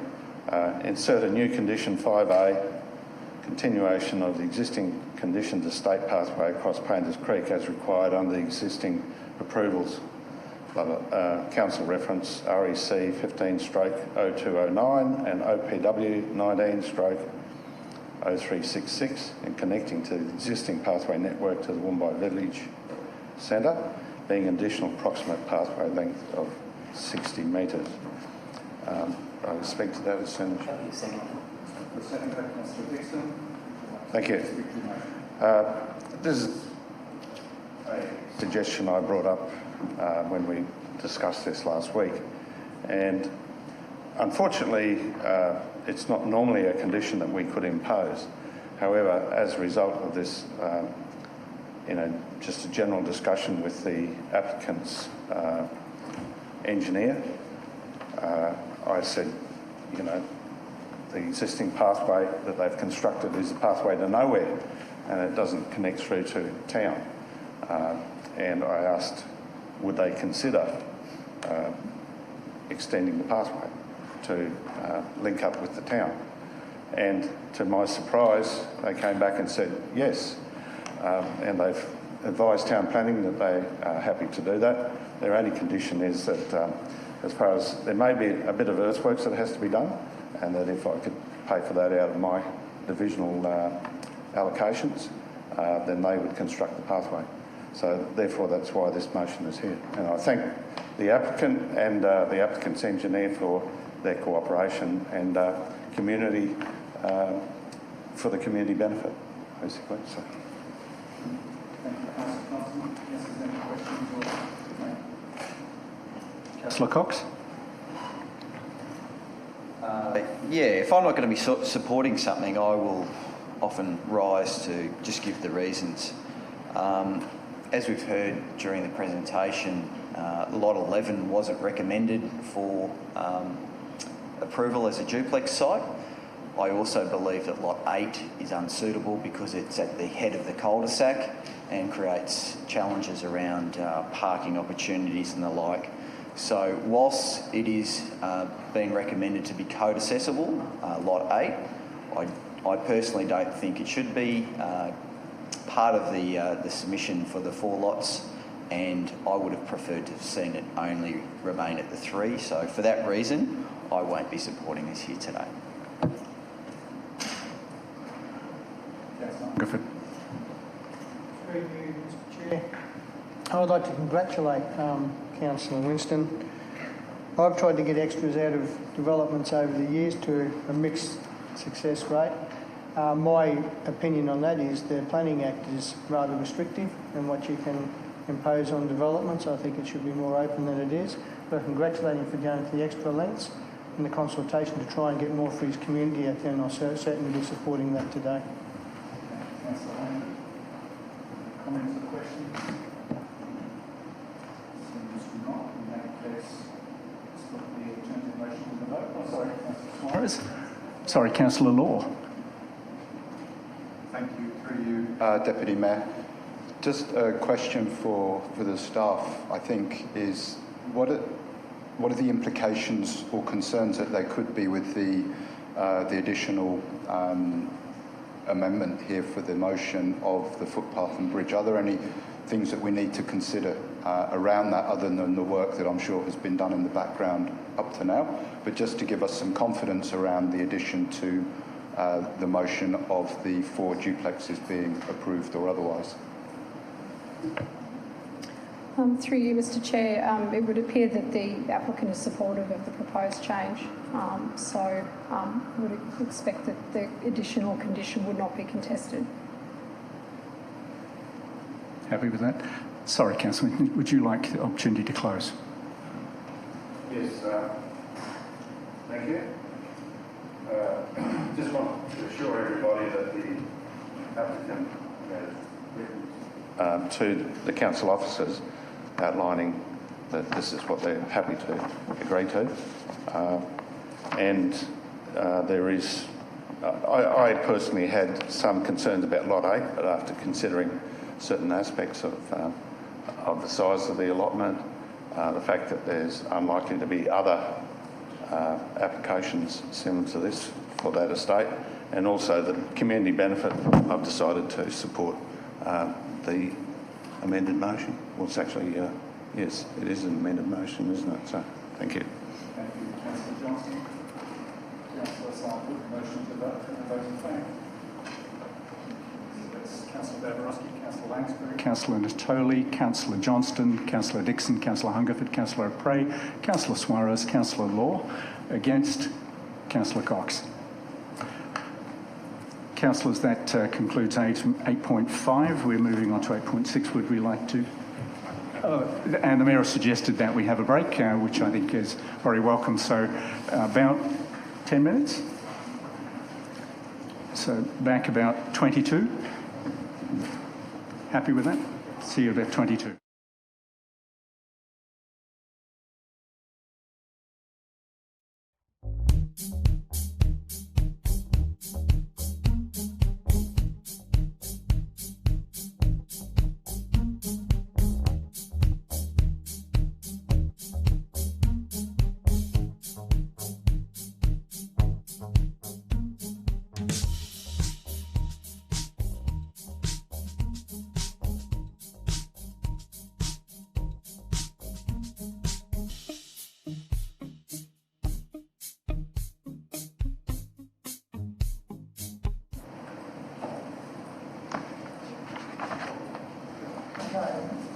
Councillors, we'll resume the meeting, and we're up to item 8.6, the systematic inspection program for regulated dogs, and I invite Tanya Esser to give us a presentation. Thanks, Thank Tanya. you, Mr Mayor. Thank you, councillors. Good day, everybody. Thank you for the opportunity to present on the systematic inspection program for regulated dogs. Council actively promotes responsible pet ownership through several programs. We have an education program, we have proactive beach monitoring, we do pop-ups, we have desexing and microchipping initiatives for the community. And as part of that program, we need to make sure that we're ensuring regulated dogs are properly contained. The inspections can only occur if council improves by resolution to have a systematic inspection program. Why we undertake it is under the Animal Management Cats and Dogs Act, there is a requirement for council to manage regulated dogs. These are dogs that have attacked people or animals or have been menacing towards people or animals. The program ensures that council manages the risk that's associated with regulated dogs, and if it's not undertaken, the only time council becomes aware that there's an issue is when it's too late and something has occurred. Regulated dogs can be identified. There are three types. There are dangerous dogs, menacing dogs, and restricted dogs. They're identified by a red and yellow collar, a very large yellow tag, and properties are identified by a sign on the outside of the property. These are part of the mandatory conditions that are set by the state. They also need to have strict containment rules about how they're kept, and owners need to notify council if they relocate to different council areas. And dangerous dogs need to be desexed and muzzled in public. So the systematic inspection program is an annual inspection program, and we conduct inspections on regulated dog premises. We check to make sure that the dogs and the owners are meeting those conditions. Where they do not, we can issue an on-the-spot fine of $934. We're able to seize dogs where they're not meeting the conditions and make sure that we issue a compliance notice so that they can correct those conditions. And we make sure that we can also take further legal action if they don't comply with the conditions. So in the previous year, 2019-2020 inspection program, we had really good compliance. We had 75% of dog owners that complied with the conditions. Only a small number didn't comply. And these resulted in 3 infringements being issued, and 10 dogs were dealt with separately through an appeals process. Some of the dogs left the region and some unfortunately were deceased. This year we have 96 regulated dogs that we will be inspecting, 60 of those are regulated dangerous, and 36 are regulated menacing. Thank you very much. Thank you, Tanya. Someone to move, please. Councillor Winston. Would you like to open, Councillor Winston? Other than to thank the staff for the animal control people for the great job that they do, and I know they, from the various matters that have come through to Councillor Dixon and myself, we've been most impressed with the manner in which you dealt with the matters. Some people who have dogs that are a bit out of control are also difficult to control, and we congratulate you on the job that you do. Thank you. Thank you, Councillor Johnson. Councillor Dixon. Firstly, thank you to the team. I think they do a really, really good job, and very accessible late into the evenings and on weekends. In relation to the report, I note that 3 dogs were unable to be located. I was hoping you could comment a bit more on that. And also as a follow-up question as well, how often do these type of matters go to appeal? So where we've got a dangerous dog that's gotten out a few times and the owner has potentially a destruction order put on that dog, how often do those instances happen? Are they rare? Are they something that we're seeing every single year? Just some more comments on that would be great. So, through you, Mr. Mayor, on your first comment in relation to dogs going missing, unfortunately some owners don't notify council when they leave the area. They move to another shire. We do make every attempt to follow up to locate the dog owners. Unfortunately, telephone numbers change and addresses change, so we at some point have to list them as unknown. In relation to non-compliance, we have approximately 10% of non-compliance. Most of that non-compliance is something small. It's a spring on a gate or a latch or a new collar or sign. Most dog owners are doing the right thing, which is really good to see.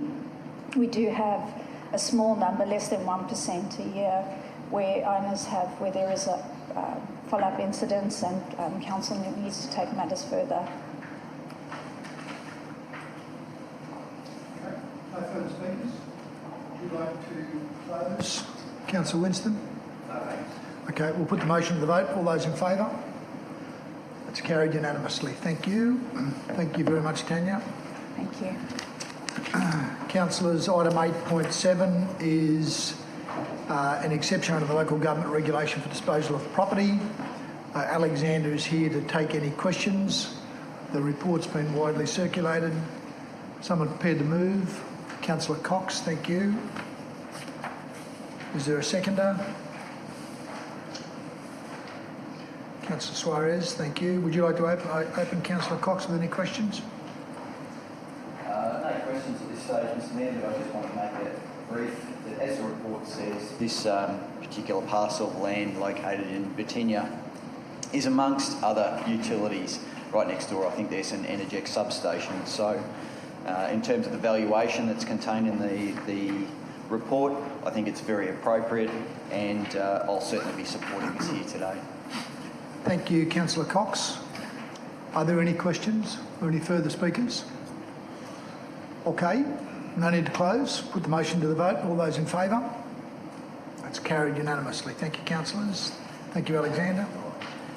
Item 8.8 is the Queensland Audit Office second interim management report for the end of financial year 30 June 2020, and I invite Janine Wex to give us a presentation. Thank you, Janine. Thank you very much, Mr. Chair. Good morning, everyone. So I'm here to present the second interim audit report. Now, as part of the audit schedule, the auditors visit us about 5 times every year. They start with planning. We had our first interim visit in March, and that's when they looked at our controls around revenue and expenditure, as well as our transactions for the period July to February 2020. Now, that report was presented to the May meeting. This report's about the second interim visit, so that covers March to May. The auditors are on site, technologically speaking, right now from a distance, auditing us for the final statements, and they will finish that tomorrow. So from there, we'll receive their closing report. They did visit during July as well to look at our asset valuations, and as I said, they're here as we speak. Now, all audit reports go to the Audit Committee first, and then they're presented to the next ordinary meeting of Council. The results of the second interim audit were good. In terms of internal controls, the auditors found that we were generally effective, so there were no issues there. There were no financial reporting issues identified.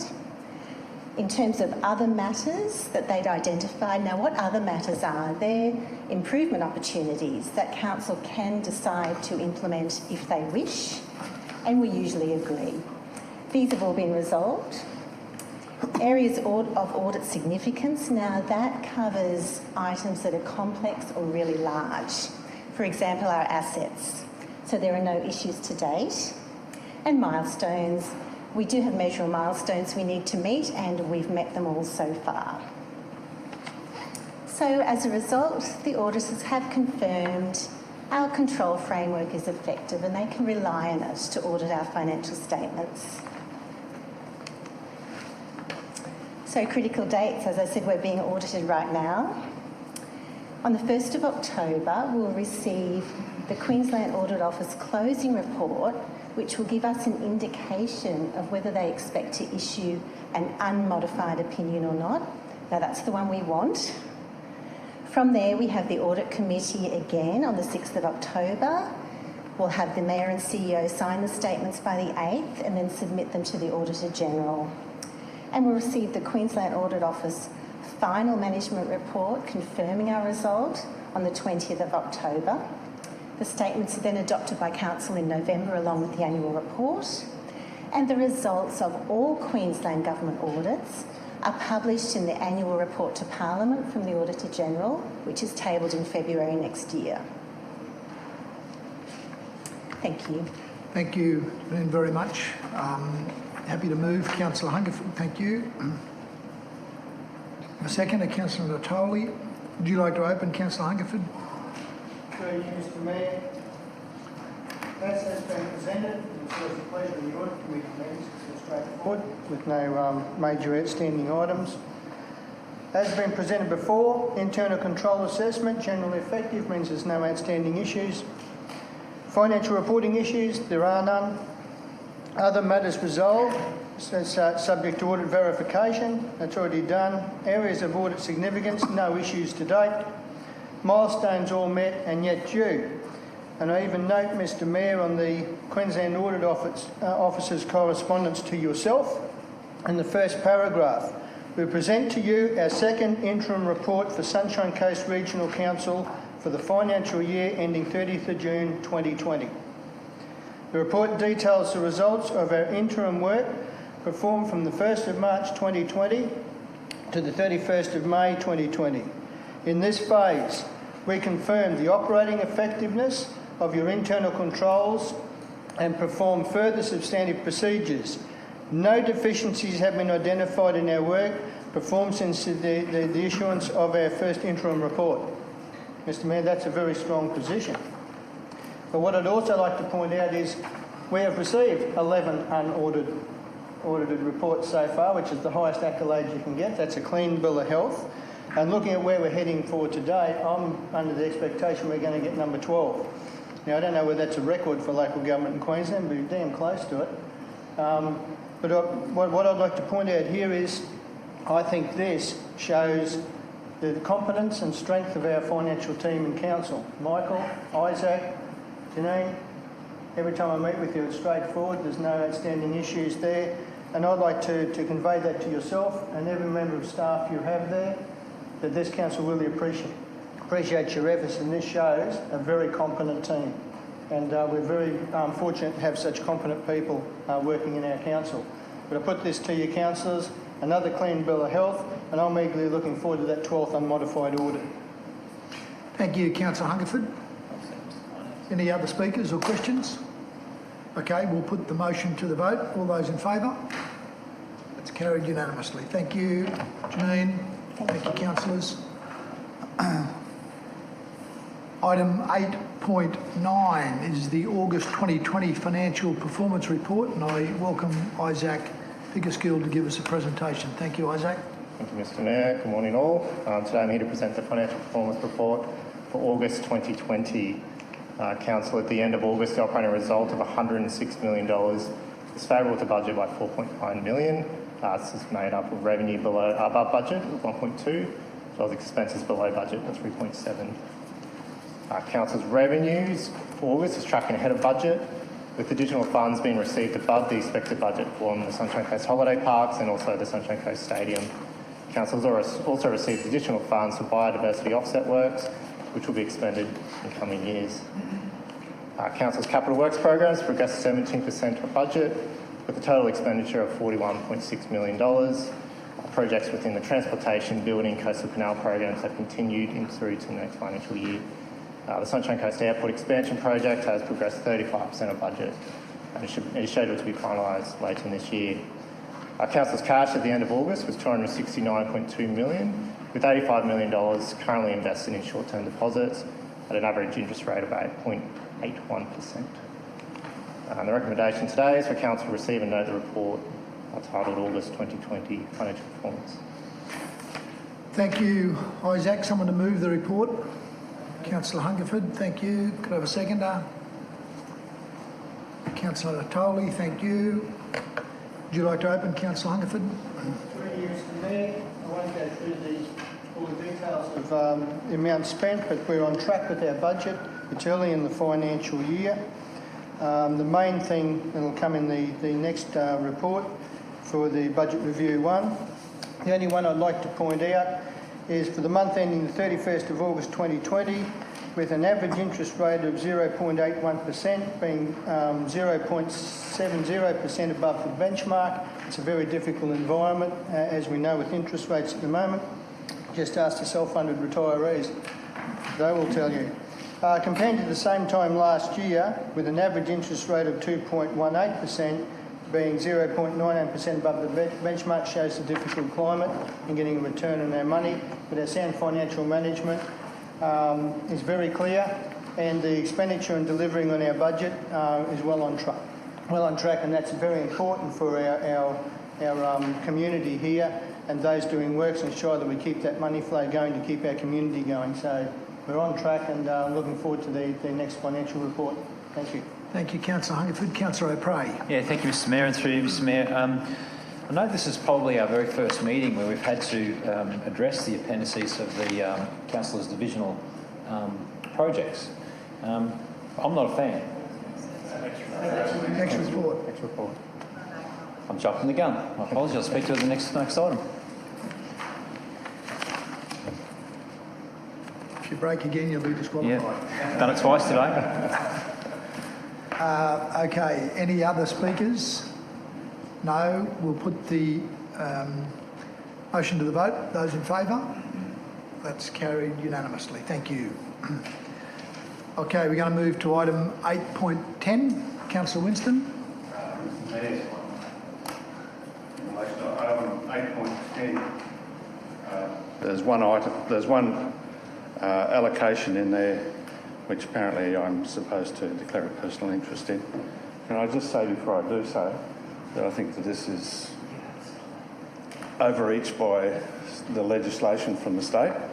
I belong to an organisation which controls the Maloney Showground and helps look after it on behalf of council, and we use the Maloney Show Society themselves only use the portion of the allocation on 2 days of the year, and the rest of the year it's used by up to 18 users, and I just find it wrong that you're elected as a council. They encourage you to be community involved, etc., and yet for something like this you have to declare an interest. Councillors, I wish to inform you I have a personal interest in the matter as the subject of agenda item 8.10, being project number K1016 for roadworks of $150,000. insofar as the Budget Review 1/2021 identifies and proposes funding for a project within the Showground Precinct. And as I am President of the Lady Show Society, in accordance with Section 175E of the Local Government Act 2009, I leave the chamber and not participate in deliberation and vote on this matter. Thank you. Thank you, Councillor Winston. Councillors, I'm informing you under Section 175E2 of the Local Government Act 2009, it may be perceived that I have a personal interest in a matter that is a subject of Agenda Item 8.10. Given Appendix B to the report includes Project K1036, Ocean Street lighting upgrade, replace current lighting with LED. As noted in my Registry of Interests, I'm a shareholder and director of a corporation that holds an interest in the Dewporth Tavern, which is situated at 52 to 56 Dewporth Avenue, Maroochydore. I'm advised, however, that the project appearing in Appendix B of this report relates to lighting in Ocean Street, not the adjacent Dewporth Avenue. I also note that this report is a budget review report, that under Section 175E1B of the Local Government Act 2009, the conflict of interest obligations in Section 175E do not apply if the matter to be considered is an ordinary business matter. An ordinary business matter is defined in Schedule 4 of the Act to include a resolution required for the adoption of a budget for the local government. Notwithstanding the project is in Ocean Street, not Dewporth Avenue, and the fact that this report would be considered as an ordinary business matter out of an abundance of caution, I'm making this declaration of a potential perceived conflict of interest in the matter that is referenced in Agenda Item 8.10. I've also formed the view that given the nature of the interest, I believe I can appropriately manage any perceived conflict should it exist, and that I can impartially make a decision in the public interest on the matter before Council today. I'm going to pass to the Deputy Mayor to assume the chair as you may deliberate on this matter and make the necessary determinations under Section 175E4 of the Local Government Act 2009. Thank you, Councillor Babarowski. Thanks, Mayor. Is it possible to keep this mic on?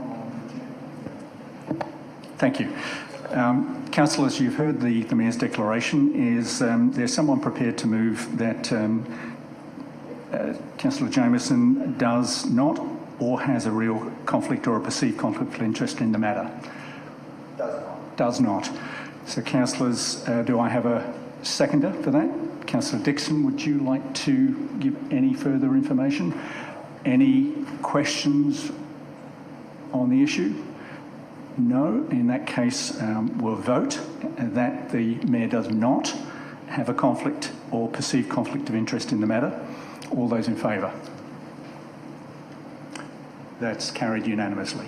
Oh, sorry, my apologies. In favour is Councillor Babarowski, Councillor Landsberg, Councillor Cox, Councillor Natoli, Councillor Dixon, Councillor Hungerford, Councillor Suarez, Councillor Law. Against, Councillor O'Prey. Thank you very much, councillors. The motion is carried. You may continue. Thank you, Mr. Deputy Mayor. We'll go to the presentation. Thank you, Isaac. Okay, thank you. Councillors, this report is Budget Review 1 of 2020-21 financial year. It's the first budget review of this financial year, predominantly takes into account the results 2019-20 financial year. So just a reminder on our budget principles, which were carried forward through our original budget adoption. Those service levels are set by council and aligned to the corporate plan to maintain cash levels, maintain or decrease our debt levels, and achieve an operating result to fund debt redemptions and capital expenditure. I note that these budget principles apply generally to our core business only and do not include our region-making or shaping projects. Budget Review 1 looks to change both the operating and capital budgets. In terms of operating results, it's a reduction from 4.3 million down to 2.7 million, change of 1.6 million. Capital revenue is increasing by 31.9 million, and then the overall capital program is looking to increase by 29.9 million. So just refresh on the operating result. Our original budget was 4.3 million. The adjustments are to reduce it by 1.6 down to 2.7. The significant adjustments include 250,000 for Maroochydore Beach renourishment, Change in revenue for Sunshine Coast holiday parks due to the recent reopening. Revegetation offsets drawn from restricted cash, and also then the net effect of the cancellation of the Clown and Music Festival. The capital works program is set to increase by from 242.4 million up to 272.3. The main significant adjustments include the additional grant fund projects that we have received from both the state and federal government. A summary is included in the report in terms of not only the projects but also the different programs we have received from the different levels of government. We are drawing down on restricted cash for transport corridor projects. There's an alignment of the budget to the construction schedule for Sunshine Coast City Hall, and also then progression of the development assessment for the Sunshine Coast Stadium expansion. In terms of our region shaping projects, both Sunshine Coast Airport expansion and Richfield City Centre is simply a carryover of unspent funds from the previous financial year. The airport is still within the total project, 334 million, and Richfield City Centre, again, is just a carryover from previous year. Included within the report is Appendix B, which has been amended. It contains a list of projects for consideration under the minor works program. The remaining projects within this budget will be brought to the December meeting through Budget Review 2. So the resolution today includes all the required documentation in terms of adopting Council's budget, which does include a revised debt policy. Thank you, Isaac. Someone please move. Second, please. Through you, Mr. Mayor. This report, as the first budget review for 2020-21, predominantly identifies works from the 1920 budget that were not completed as of the 30th of June 2020 and require funds to be carried forward into the 2020-21 financial year. Now, the financial impacts of COVID-19 for 2019-20 were 6.6 million. This is below the initial estimate of 8 million due to an early opening of the Sunshine Coast holiday parks. Council's balance sheet has also affected by a further 2.5 million due to the cancellation of leave for staff. What this does, it creates a technical deficit, and the fact that staff haven't taken their holidays during that period just means you're continuing to pay wages that wasn't factored for. So that should even out in the future when people do take the leave. And that creates a technical deficit at the moment. Now, the result of this budget review will decrease the 2020-21 operating result by 1.6 million, from 4.3 million to 2.7 million. Capital revenues have increased by 31.9 million, from 101.6 million to 133.6 million. Capital expenditure increased by 29.9 million, from 242.4 million to 272.3 million.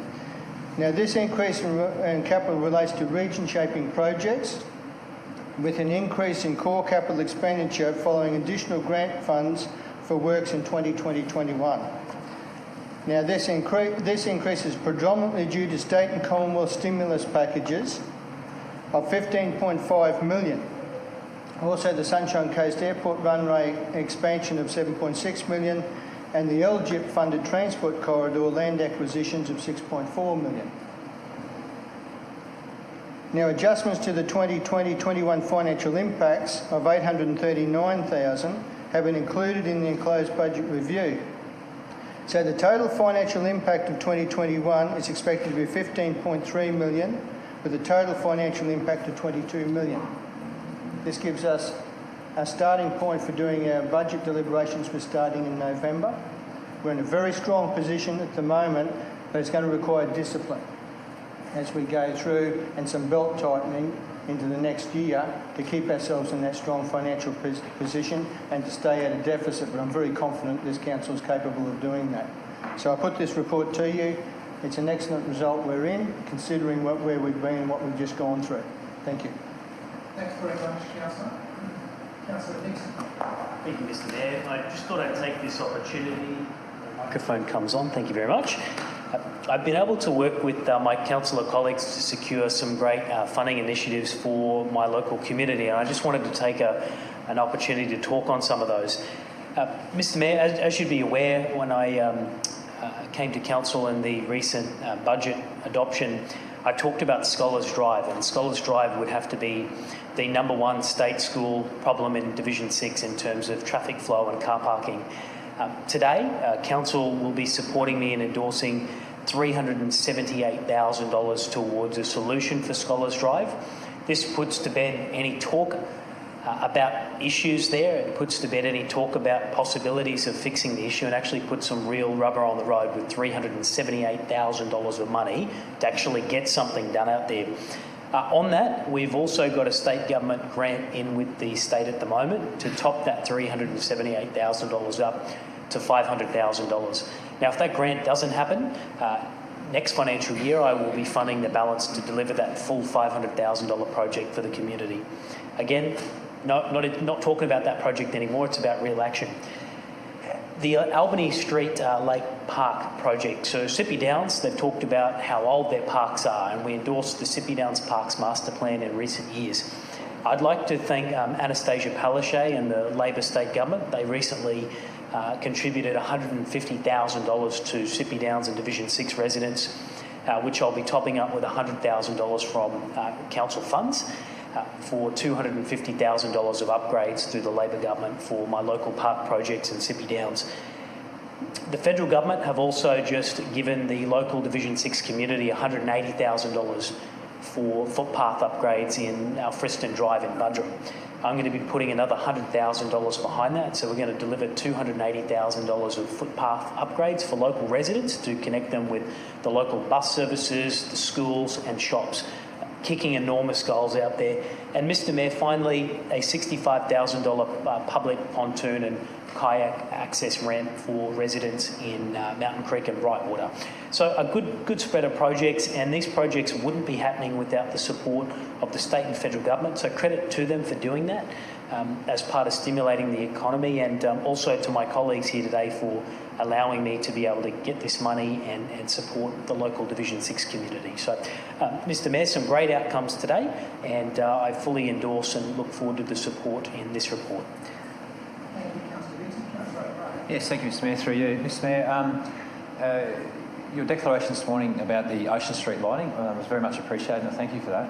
But my question is about the information to the councillors on that particular item. I've just sat with the portfolio councillor and tried to find it on the list, and I know that it was a late addition, but I'm yet to have confirmation that it's on there. So, Isaac, if you could please either show us or please confirm verbally that the Ocean Street lighting is on there. I'm very desperate to have it on there. Don't get me wrong, but I just need confirmation that it's there, please. Yeah, sure. So, through you, Mr Mayor, as I understand, the resolution says as amended, so the Appendix B is provided as amended. So the original one, which was published and sent through, did not have the project, but the as amended appendix does. Is included within the report. All right. Mr Mayor, you would have heard me quite earlier that I'm not a fan of this new process regarding our minor capital works program and our what was formerly known as our divisional projects. And this is now region-wide projects. That's why it's coming to council. It's new formats coming in the report to council for all to endorse all projects, which is a good thing. It just needs to be smoothed out. And Mr Mayor, this is a case in point, the very first one where I've tried to get it in, which I'm very hopeful it is, and I've been assured that it is in there. Haven't got confirmation that it's in, and on top of that, we've had a declaration. So just maybe if we take it offline, we might need to consider how we do these amendments to the appendixes going forward, so that we've got it a little bit smoother, if that's possible, please. So happy to discuss that offline.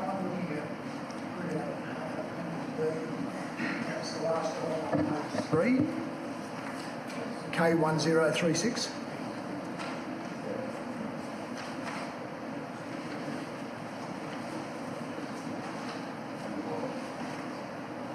Last item.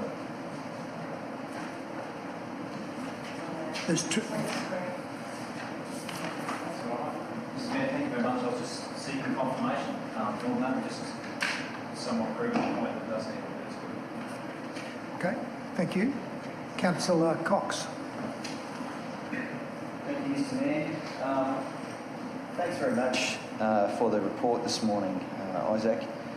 Obviously, with the impacts of COVID, how they've been impacting council, with our operational activities as well as with any budget impacts. It's obviously a very challenging job for you and the team. So I just wanted to convey our thanks for your diligence in handling this matter, because having a read through of the report, we've thankfully received around about $32 million in federal and state grants in terms of those capital revenues, but clearly those goalposts are continually changing, and our revenues and expenses are constantly changing as a result of the unknowns with dealing with COVID. So I just wanted to thank you and Michael for your assistance there. I also just wanted to echo what Councillor O'Prey was saying. Obviously, there's been some changes to what was formerly our divisional allocation as a result of some changes at the state government level. And I have to agree, I find the new system that's been implemented to be quite cumbersome. It adds burden of time delays as well as the whole process. And thankfully, your project is on there. I did see that as an inclusion in the late sort of additional information to the report. So I just wanted to echo exactly what you were saying. Obviously, this is our first one going through BR1 in this process, so hopefully it will get smoothed out. But it's unfortunate that they've enforced these changes upon councils, and not only our council, but councils across the state of Queensland. So it's just that extra level of frustration that we need to deal with at the moment before we get through the other side. So just wanted to echo. Thank you, Councillor Cox. No further speakers. Councillor Natali. Thank you, Mr Mayor. I just want to take the opportunity to thank the Woombye Lions Club for their very generous donation of $5,000 that they've always contributed and supported Charles Clark Park in Woombye, and they handed me a $5,000 cheque, which we now have allocated another $15,000. So $20,000 will go into that project. And it's just great to see that the Fisherman Road markets do contribute something like $120,000 of money that goes back to community organisations to support them. So it's great work that they do. Great. Thank you. Okay. No further speakers. You don't need to close. Councillor Hungerford, we'll put the motion to the vote. All those in favour? That's carried unanimously. We might just get Councillor Johnston back before we move on to our final item. Thank you, Isaac. Thank you. We have no notices of motion. Great. Is Councillor Johnston almost there?